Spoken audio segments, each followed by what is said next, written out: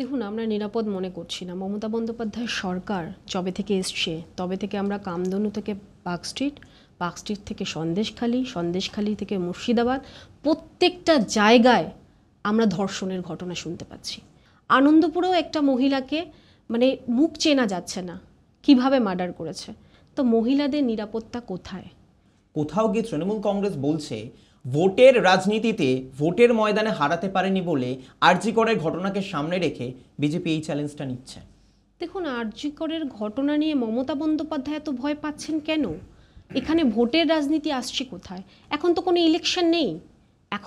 Election নেই, তা সত্ত্বেও মানুষ আজকে সোচ্চার হয়েছে, মানুষ নামতে বাধ্য হয়েছে। দেয়ালে পিঠ টিকে গেছে। আপনি কি বলছেন? সন্দেশখালির মায়েরা ধর্ষিতা হয়েছে। আপনি যদি দেখেন এই যে ওদের ইনসাফ সভা, আপনি দেখছেন কিভাবে, এটা তো ইলেকশনের পর দেখা যাচ্ছে।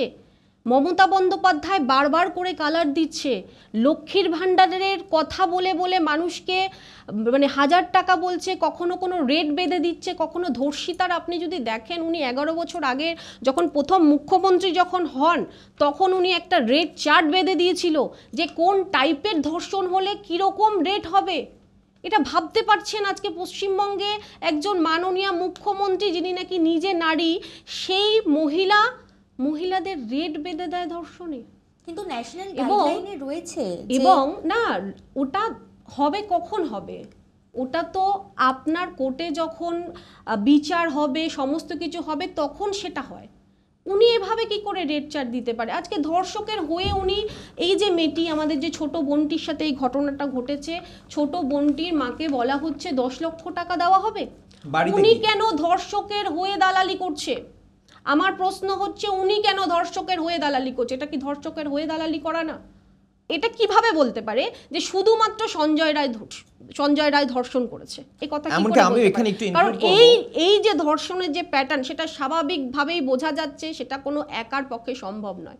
তার মানে মমতা বন্দ্যোপাধ্যায় বাকি সিনারির মতো এটাও একটা সুন্দর করে স্ক্রিপ্ট লিখে রেখেছে যে সঞ্জয় রায়কেই ওরা দোষী বলে সাব্যস্ত করবে এবং ওনার একটা শাস্তি কিছু একটা দেবে, দিয়ে বলবে যে আমরা পশ্চিমবঙ্গ সরকার কিছু একটা কাজ করছে। অভিজ্ঞতায় পশ্চিমবঙ্গে এর আগে অনেক আমরা ধর্ষণের ঘটনা দেখেছি, কিন্তু কোনো জায়গায় দেখেছেন 24 ঘন্টার মধ্যে একটা হেডফোনের তার সূত্র ধরে একটা ধর্ষককে খুঁজে আনা গেল, এমনকি পুলিশের সামনে তিনি অকপট স্বীকার করলেন, তিনি কবুল করছেন তার দোষ স্বীকার। এরকম ঘটনাকে আপনি দেখেছেন? এটাই তো বলছি, গত 30 বছর ধরেও তো আজকে মানে সুপ্রিম কোর্টও বলছে গত 30 বছর ধরেও এরকম ঘটনা আমরা দেখিনি।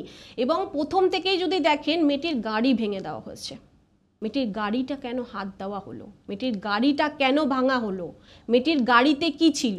দেয়ালটা কেন ভাঙা হলো?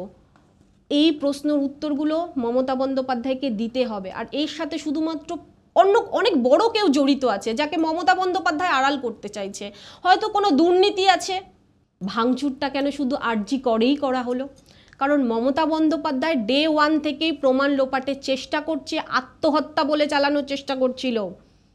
এখানে ধর্ষকের হয়ে ওকালতি করছে মমতা বন্দ্যোপাধ্যায়, ধর্ষকের অভিভাবক হয়ে দাঁড়িয়েছে মমতা বন্দ্যোপাধ্যায়।